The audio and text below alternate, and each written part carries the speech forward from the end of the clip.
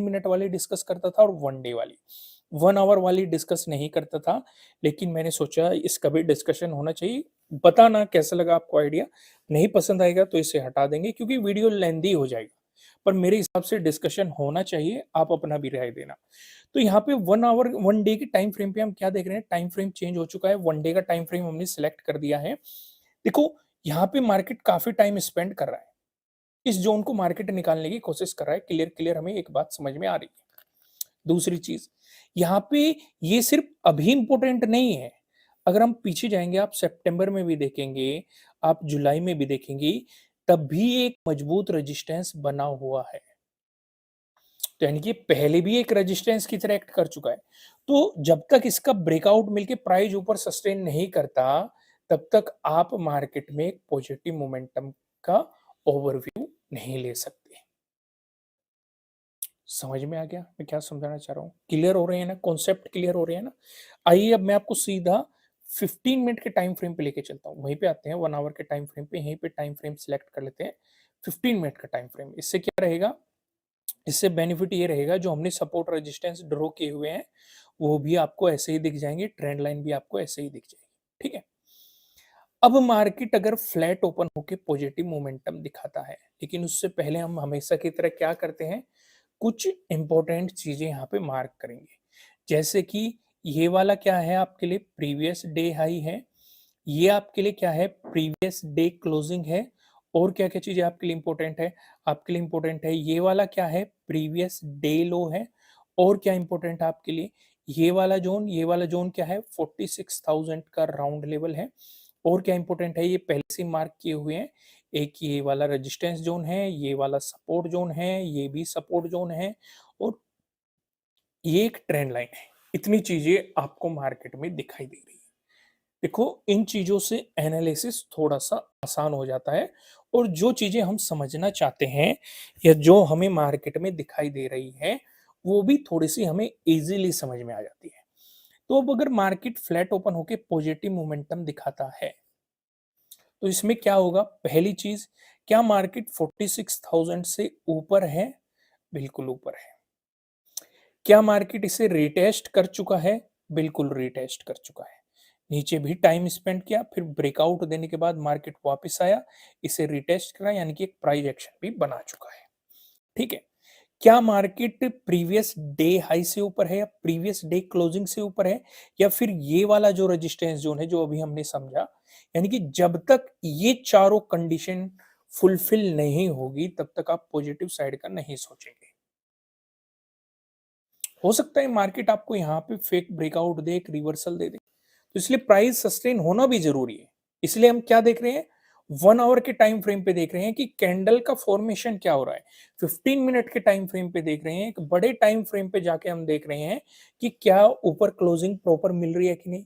क्योंकि हो सकता है 5 मिनट पे आपको ब्रेकआउट दिखा दे, लेकिन जैसे ही आप 15 मिनट के टाइम फ्रेम पे जाएँगे, आपको ब्रेकआउट ना मिले और मार्केट वहाँ से रिवर्स हो जाए, तो इसका मतलब 5 मिनट के टाइम फ्रेम पे आपको ब्रेकआउट मिल चुका था। तो आपने आइडिया कैसे लगाया कि ये फेक ब्रेकआउट हो सकता है या फेक ब्रेकडाउन हो सकता है, आपने इसे अदर टाइम फ्रेम पे जाके कन्फर्मेशन लिया। अगर यहाँ पे भी आपको ब्रेकआउट दिखाई दे रहा है, तो आपका कॉन्फिडेंस इंक्रीज़ हो जाएगा। समझ में आ गया? तो यानी कि अगर ये चारों कंडीशन फुलफिल होगी, तो हम पॉजिटिव साइड सोचेंगे, नहीं तो नहीं सोचेंगे। समझ में आ गया?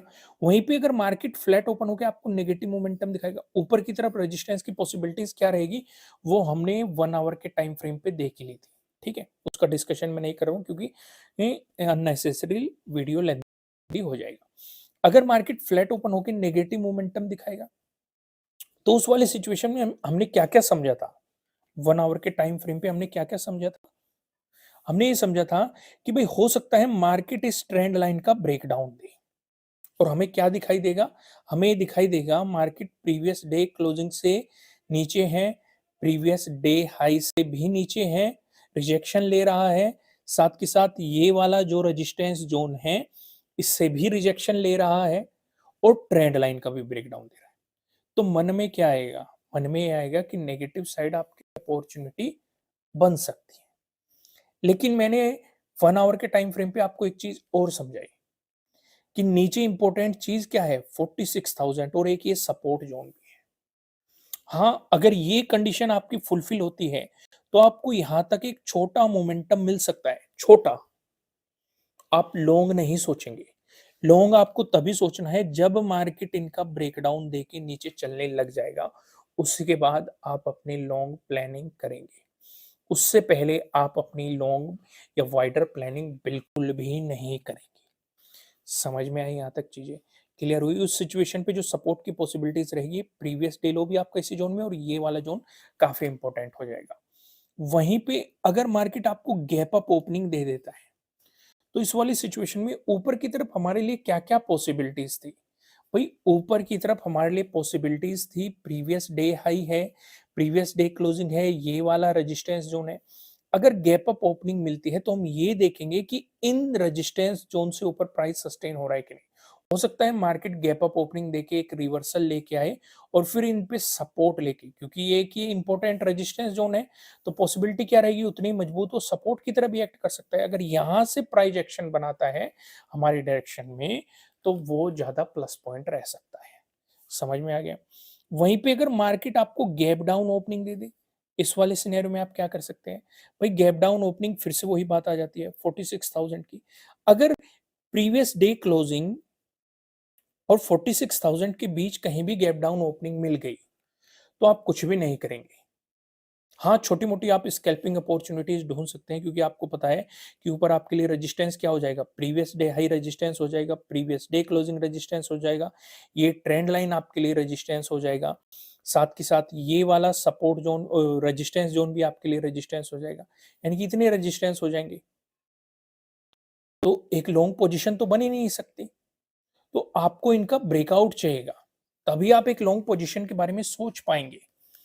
चीज़ें क्लियर हुई कि नहीं? दोस्तों वीडियो को लाइक करना और ये 1 आवर का टाइम फ्रेम कैसा लगा आपको, वो भी कमेंट करके बताना। एक